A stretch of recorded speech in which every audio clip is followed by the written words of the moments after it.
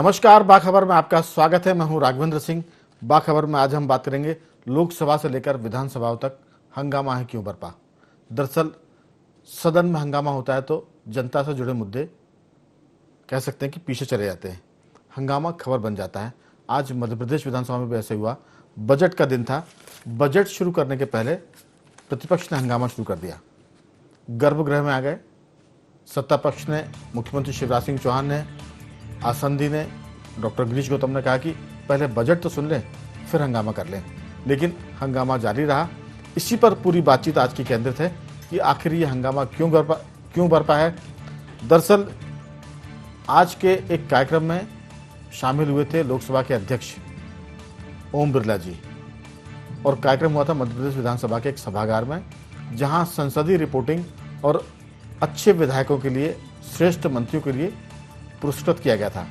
उसी में ये सवाल उठा कि अगर लोकसभा में, विधानसभा में हंगामे होंगे, विधेयक पर तार्किक बहस नहीं होगी, कुतर्क होंगे, तो फिर लोकतंत्र कैसे चलेगा, संसदीय गरिमा कैसे बचेगी। मुख्यमंत्री शिवराज सिंह चौहान ने कहा कि जब बच्चे विधानसभा की कार्रवाई देखने आते हैं और उसके बाद जब वो निकल के बाहर जाते हैं तो जनप्रतिनिधियों के प्रति उनकी जो धारणा होती है वो अच्छी नहीं होती है। उन्होंने एक बार का जिक्र करते हुए कहा कि बच्चे जब आए थे, स्कूली बच्चे विधानसभा की कार्रवाई देखने, बाहर निकलते वक्त वो जो चर्चा कर रहे थे उसमें एक बच्चे ने कहा कि ऐसा लग रहा था जैसे कि विधानसभा के बजाय ये मछली बाजार हो। तो चिंता ये है कि अगर आप तर्क नहीं करेंगे, विधेयक पर चर्चा नहीं होगी, विधेयक कब कानून बनेगा पता ही नहीं चलेगा, तो फिर संसद में काम कैसे होगा, विधानसभा में काम कैसे होगा, जनता के कल्याण के मुद्दे कैसे होंगे, और फिर जनप्रतिनिधि चुनाव क्यों लड़ते हैं। ये बहुत सारी बातें जो आज की चर्चा में हुई है। हम इस महत्वपूर्ण मुद्दे पर बातचीत करेंगे कि आखिर इस हंगामे का जिम्मेदार कौन है, हंगामा क्यों बरपा है। इस पूरे मामले में हम विस्तार से बात करने के लिए हमारे साथ स्टूडियो में मौजूद है हमारे पत्रकार साथी संजय सोनी जी, और स्काइप पर मौजूद हैं वरिष्ठ पत्रकार देवदत्त दुबे जी। आप दोनों का बहुत बहुत स्वागत है। देवदत्त जी, मेरी आवाज सुन पा रहे हैं? हाँ यार, हम जरा एक चैनल में जुड़े हैं आपसे। अच्छा, देवदत्त जी मेरी आवाज सुन पा रहे हैं?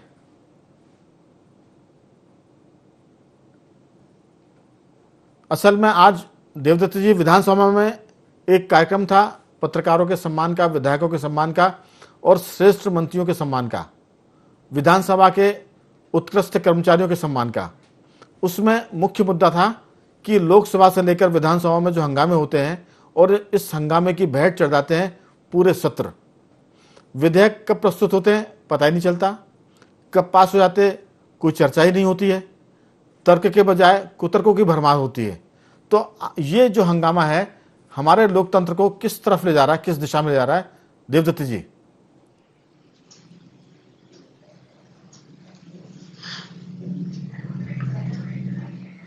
उन तक लगता हमारी आवाज नहीं पहुंच पा रही है। हमारे साथ टेलीफोन लाइन पर संदीप जी भी है, संदीप पौराणिक जी। संदीप जी, आपका बहुत बहुत स्वागत है। हाँ जी, ठीक है। मेरी आवाज सुन पा रहे संदीप जी? जी हाँ जी, आ रही राघवन जी। दरअसल पूरी चर्चा का जो मुद्दा है वो है सदन की गरिमा। लोकसभा से लेकर विधानसभा में जो हंगामे होते हैं और उस हंगामे के चलते लाखों करोड़ों रुपए खर्च होते हैं सदन की कार्रवाई और तैयारियों पर। आप किस ढंग से देखते हैं? मध्य प्रदेश का आज बजट प्रस्तुत हुआ था और बजट प्रस्तुत होने के साथ ही हंगामा शुरू हो गया था। सदन ने, विधानसभा अध्यक्ष ने, मुख्यमंत्री शिवराज सिंह चौहान ने कहा कि पहले बजट तो सुन ले फिर आप हंगामा करें, लेकिन रुका नहीं। आप इसको किस ढंग से देखते हैं? देखिए राघवन जी, हमारे यहाँ एक परंपरा बनती जा रही है सदन में शोर करने की। वो बड़ा कारण ये है कि राजनेताओं में एक लक्ष्य होता है अपनी पार्टी में अपनी हैसियत के प्रदर्शन का। मैं किसी राजनीतिक दल पे नहीं जाऊंगा। जब कांग्रेस की सत्ता रही तो बीजेपी यही करती रही, और जब बीजेपी सत्ता में तो कांग्रेस यही करती है, दिखती है। बजट जैसे मौके पे आपको बात तो सुननी चाहिए ना, आपको अपना पक्ष रखने का मौका मिलेगा। तो क्या जनता तक सरकार की बात को पहुंचने से रोकने की आपकी मंशा है? दोनों राजनीतिक दलों में एक होड़ मची रहती है, और उन्हें, मुझे ऐसे लगता है कई बार कि इन नेताओं को सिर्फ वोट से मतलब है चुनाव के समय। जनता से उन्हें कोई सरोकार नहीं है। आज बजट जैसी बात थी, उसे आप सुनते और जो कमियां थी उस पर आप कहते। लेकिन राघवेंद्र जी, हमें एक चीज और देखनी पड़ी, ये कांग्रेस ने किया। हम याद करें अन्ना हजारे के आंदोलन के समय, उस समय कांग्रेस की सरकार थी, बीजेपी ने सदन नहीं चलने दिया। सवाल ये उठता है कि इन राजनीतिक दलों के नेताओं के अंदर या पार्टी के अंदर कभी मंथन होता है कि कितना पैसा जनता के टैक्स का खर्च होता है सदन पर, उनके ऊपर, लेकिन वो सदन में पहुंच के मनमानी पे उतर आते हैं। मेरा अपना मानना है, व्यक्तिगत मान्यता भी मेरी है कि इस व्यवस्था पर या इस तरह की बढ़ती परंपरा पर अंकुश लगाने के लिए सदन के मुखिया को कड़े फैसले लेने चाहिए। नहीं तो ये परंपरा इस स्थिति में पहुंच जाएगी कि सदन का ताला खुलेगा, अध्यक्ष आएंगे, विधायक बैठेंगे और कार्रवाई खत्म हो जाएगी। अगर यही स्थितियां रही तो आने वाला समय जनता के लिए ज्यादा दुखदायी होने वाला है, नेताओं के लिए नहीं। बिल्कुल, जनता के लिए और लोकतंत्र के लिए भी। मैं लौटूंगा आपके पास। बहुत मुद्दे की बात की कि जब सिर्फ ताले खोलेंगे और बंद होंगे सदनों के और कार्रवाई का पता ही नहीं चलेगा तो फिर कैसे काम चलेगा। हमारे साथ टेलीफोन लाइन पर वरिष्ठ पत्रकार रमेश शर्मा जी भी जुड़ गए। रमेश जी, आपका बहुत बहुत स्वागत है। जी धन्यवाद। दरअसल लंबे समय से, कई वर्षों से सदन में जो आचरण है हमारे जनप्रतिनिधियों का, उसको लेकर बातचीत होती, लेकिन पहले कभी कभार होता था, बहुत ही गंभीर स्थिति होने पर लोग गर्भगृह में आते थे। आपने तो बहुत लंबे समय तक, पिछले 40 करीब 50 साल के आसपास आपने रिपोर्टिंग की है। उस समय यदा कदा ऐसे अवसर आते थे जब लोग हंगामा करते थे या वो गर्भगृह में जाते थे या वॉकआउट करते थे। अब ये रोज की प्रैक्टिस हो गई है। ये जो रोज की प्रैक्टिस है, बजट सत्र के दिन जो आज घटित हुआ भोपाल में, इसके साथ साथ प्रश्नकाल हमेशा होता था कि प्रश्नकाल में कभी कोई हंगामा नहीं होता था, लेकिन अब प्रश्नकाल में भी हंगामे होते हैं। ये जो चीजें हैं, ये प्रवृत्ति बढ़ती जा रही है और ये लोकतंत्र को कितनी घातक है, जन कल्याण के लिए कितनी घातक है, और जो हमारे माननीय प्रतिनिधि है इनकी छवि को लेकर भी कितनी घातक है, आपकी राय?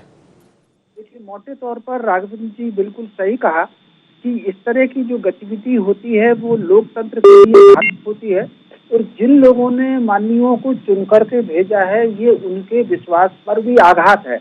मोटे तौर पर लोग जब भेजते हैं चुन करके अपने जनप्रतिनिधि को, तो ये उम्मीद की जाती है कि वो विधानसभा में क्षेत्र की समस्याओं को, उनकी समस्याओं को उठाएंगे और बेहतर तरक्की के लिए कोई मार्ग निकलेगा। लेकिन जब इस तरह के हंगामे होते हैं तो इसमें कुछ नहीं हो पाता और लोग चले जाते हैं। इसमें माननीयों का वेतन भत्ता सब उनका तैयार रहता है, यानी सरकार जनता के पैसे से जो उनको वेतन मिलता है, जो और सुविधाएं मिलती हैं, टेलीफोन की सुविधाएं, गाड़ी की सुविधाएं, वो सब चीज रहती है। आपने अच्छा ये मुद्दा इसमें जोड़ा है। मैं इसमें थोड़ा सा इसको विस्तारित कर दूं। विधानसभा में जो हमारे माननीय विधायक हैं, उनके वेतन भत्ते और अनुदान पर 15 करोड़ रुपए सालाना खर्च होते हैं। रमेश शर्मा जी, ये दर्शकों के लिए भी बहुत उपयोगी जानकारी होगी। और इसके अलावा सदन की जो कार्रवाई होती है, सदन से लेकर डिस्ट्रिक्ट हेडक्वार्टर तक जो खर्च होता है जानकारियां मांगने में और सवाल पूछने में, वो खर्च करीब 85 करोड़ यानी 85 करोड़ होता है। तो ये कुल मिलाकर पूरा जो आंकड़ा है वो 100 करोड़ का होता है, यानी 1 अरब रुपए खर्च होते हैं। जी शर्मा जी। निश्चित रूप से ये जो आपने आंकड़े दिए हैं, स्वाभाविक रूप से इस तरह के हंगामा करके इतने भारी जनधन को वो लोग बर्बाद कर देते हैं। तो मोटे तौर पर एक गरिमा रहनी चाहिए। हालांकि पिछले दिनों विपक्ष ने दिल्ली में ये निर्णय लिया था, संसद में हमने एक दो अपवाद को छोड़ करके देखा भी कि हम चर्चा में हिस्सा लेंगे। यहाँ भी कांग्रेस विधायक दल ने पहले दिन ये बैठक कर ली थी, सदन से एक दिन पहले 6 तारीख को, कि हम सदन की कार्रवाई में हिस्सा करेंगे। लेकिन फिर अचानक क्या हुआ कि आज एकदम वो हंगामे पर उतर आए।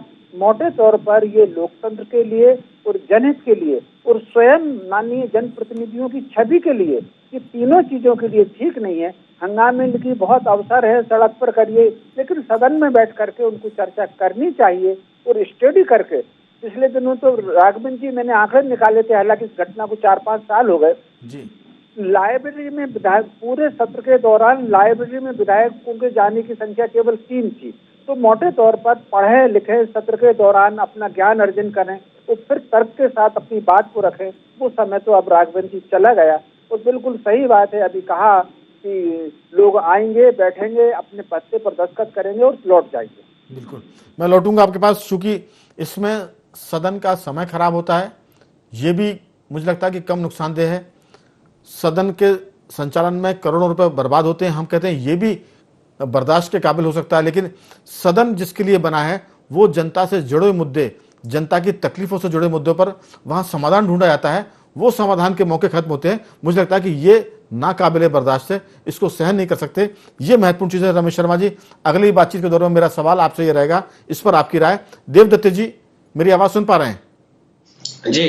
दरअसल आज की जो चर्चा का विषय ये कि सदन में हंगामे अब आदत में शुमार हो गए हैं। चाहे कांग्रेस हो चाहे बीजेपी हो, जो प्रतिपक्ष में होता है वो सदन की जो मर्यादा आचरण उसको तार तार करता है। वो फिर इस बात की परवाह नहीं करते कि कितना पैसा बर्बाद हो रहा है, जनता में उनकी छवि क्या बनेगी, और जनता, जो गरीब जनता है, जरूरतमंद जनता है, उनसे जो जुड़े मुद्दे होते हैं उस पर फिर कोई सरकार का निर्णय नहीं होगा, चर्चा भी नहीं होगी। इसको आप किस ढंग से देखते हैं? क्या जो आज के जनप्रतिनिधि हैं वो खलनायक है, विलेन है लोकतंत्र के? आपकी राय? देखिए, जो वर्तमान परिवेश है, मुझे लगता है उससे ये जनप्रतिनिधि भी अछूते नहीं है।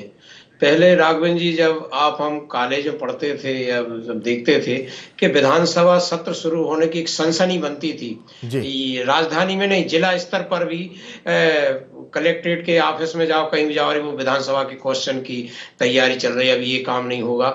एक भय का वातावरण, एक ऐसा वातावरण बनता था कि धमक थी एक विधानसभा की, क्योंकि तब जनप्रतिनिधि तर्कों के आधार पर, तथ्यों के आधार पर अपनी बात रखते थे और विधानसभा में जो आश्वासन दिए जाते थे वो पूरे होते थे। कार्रवाई होती थी, अधिकारी यदि दोषी पाया गया तो उसको निलंबित होने की। लेकिन अब विधानसभा की वो ना गरिमा बची, ना वैसे पढ़ने लिखने वाले विधायक बचे, और रही सही कसर एक होड़ मच गई है कि हमें अखबारों में, टीवी में, सोशल मीडिया में सुर्खियों में रहना है तो हंगामा करना है। जबकि आप कोई एक आदमी नहीं है, आप लाखों लोगों का प्रतिनिधित्व करते। एक विधायक कम से कम 3 लाख वोटर का प्रतिनिधित्व करता है। चुनाव जीतने के बाद वो पूरी विधानसभा का प्रतिनिधि होता है। तो उसको उस बात को उस गरिमा के साथ रखना चाहिए कि हमारे साथ हमारे क्षेत्र के लोगों की भी साख जुड़ी है, हमारी पार्टी की भी साख जुड़ी है, हमारे नेताओं की भी साख जुड़ी है। लेकिन इसके उलट अभी तो ये कम हो रहा है। अभी आपने पिछले कुछ वर्षों में देखा कि कुर्सी उठा के फेंक रहे हैं, जूता चप्पल चल रहा है, मतलब क्या क्या घटनाएं विधानसभा में हुई हैं। और इससे आप और हमारा क्या, इससे लोकतंत्र भी कमजोर हुआ और इन माननीयों की साख गिरी है। आज जो पहले छवि होती थी नेताओं के, आपके, हमारे आम जनता के जहन में, अब वो आती है कि और ये और लगने लगा कि इन लोग तो केवल हंगामा करने के लिए, सुर्खियों बटोरने के लिए आते हैं, कोई कार्रवाई करते नहीं, कोई मुद्दे की बात उठाते नहीं। जबकि आपके लिए सड़क तो 365 दिन खुली है ना, विधानसभा तो कुछ दिन की रहती है। आजकल वैसे भी सत्र कम हो गए हैं, तो आप सड़क पर खूब हंगामा करिए, तर्क रखिए, लेकिन यहाँ तार्किक बात रखिए और ये बेताबी से बचिए। अब तो एक जो नया ट्रेंड शुरू हो रहा कि आप अभिभाषण शुरू हो उसके पहले आप बयान दे दो, या आप राज्यपाल का अभिभाषण तो सुनो फिर उसके बाद आप तर्क वितर्क करो।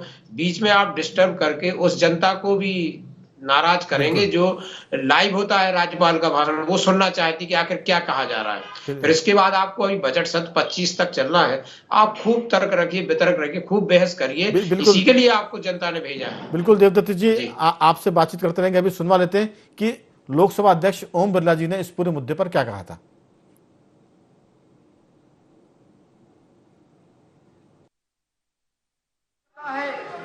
हम निरंतर सकारात्मक रहते हुए अपना श्रेष्ठ देते रहे। नहीं चलेगी, नहीं चलेगी, बजट इसी प्रतिबद्धता के साथ बनाया, नहीं चलेगी, नहीं चलेगी। हमारे लोकतंत्र के अंदर जहां सत्ता चलाने की जिम्मेदारी जिस दल की होती है, उतनी जिम्मेदारी प्रतिपक्ष की भी होती है। और एक अच्छा शासन वही होता है जहां प्रतिपक्ष जवाबदेही के साथ काम करे, शासन प्रतिपक्ष की उठाए मुद्दों, विचारों, अच्छे सुझावों को आत्मसात करे और अच्छा प्रतिपक्ष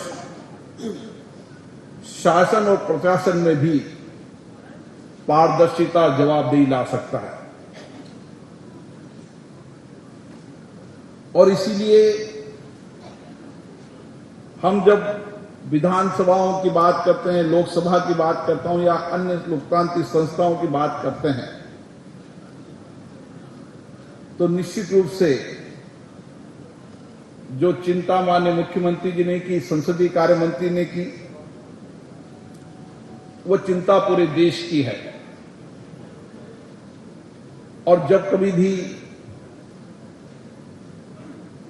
हमारे विधानमंडल के पीठासीन अधिकारियों का सम्मेलन होता है, पिछली बार शिमला के अंदर हमारे शताब्दी सम्मेलन के अंदर भी इस बात की चिंता की कि लगातार सदनों के अंदर गरिमा और मर्यादा और शालीनता गिरती जा रही है। और ये चर्चा जब पीठासीन अधिकारियों ने की तो सामूहिकता के साथ की।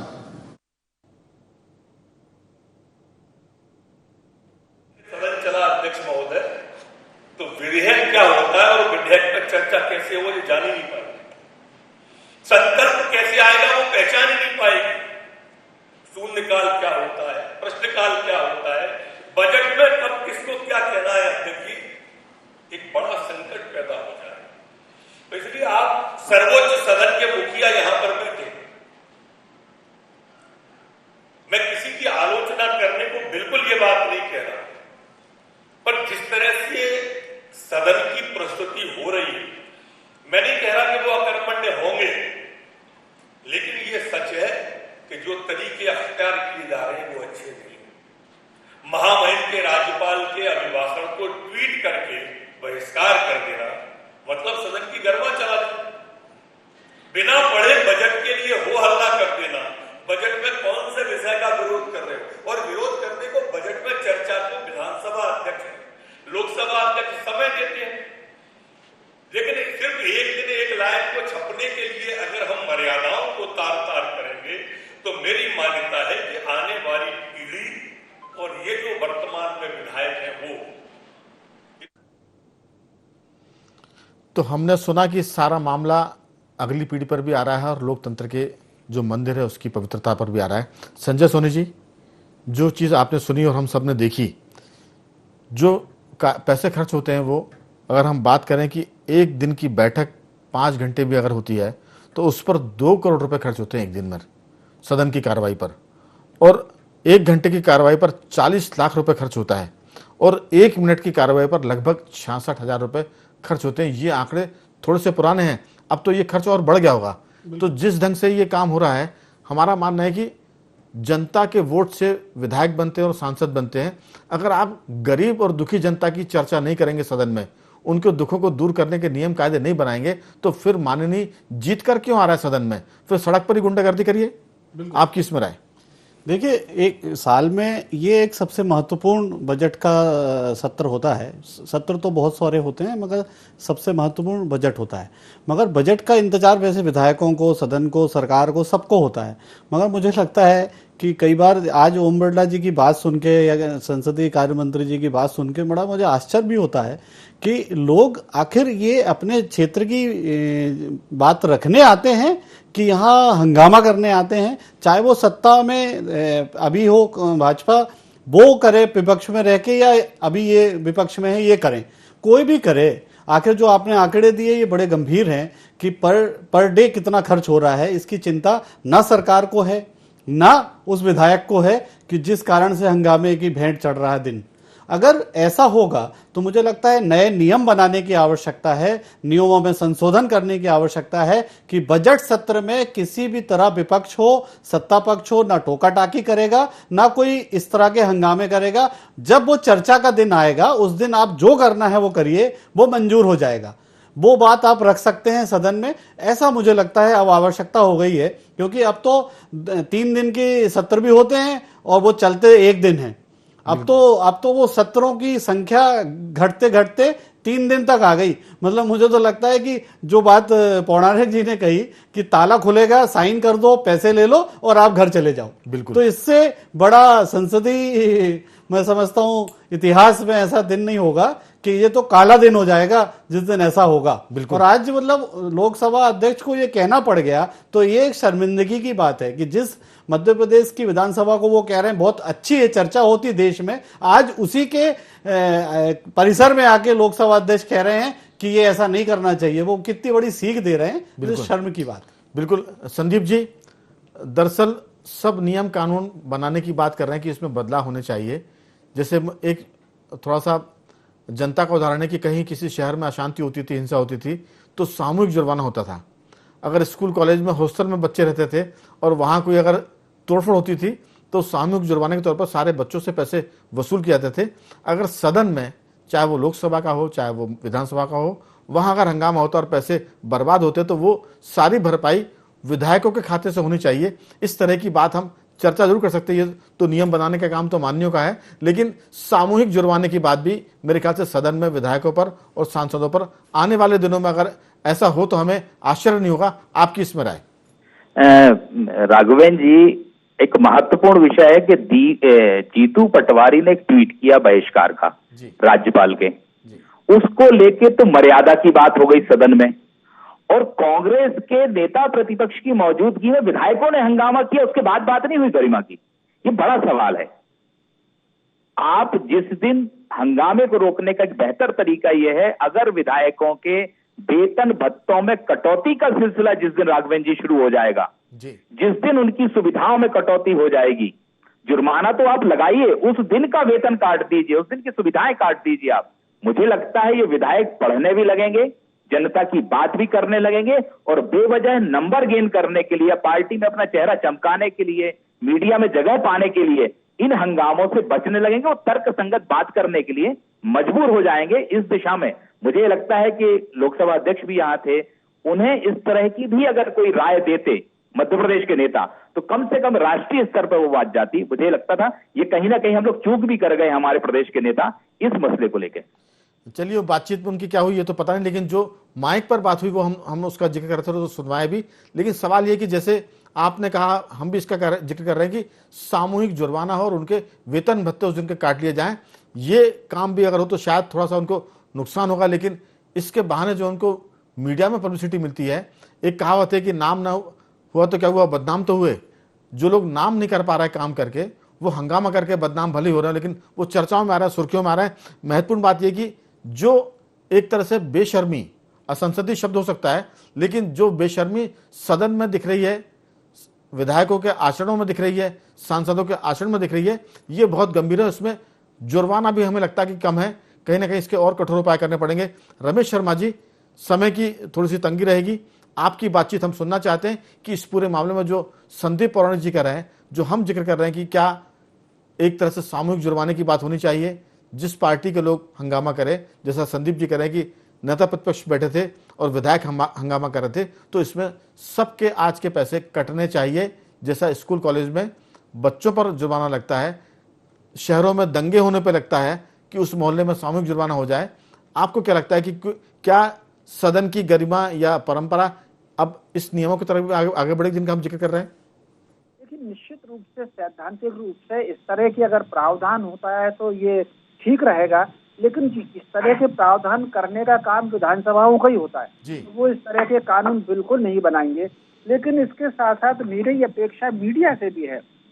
आमतौर पर ये जो हंगामे होते हैं, जैसा कि आपने खुद भी कहा कि नाम बदनाम ना होंगे तो क्या नाम ना होगा, तो अखबार में सुर्खी मिले और सरकार की खबर को कम जगह मिले, इसलिए भी योजना पूर्वक स्ट्रेटेजी से ऐसे हंगामे किए जाते हैं।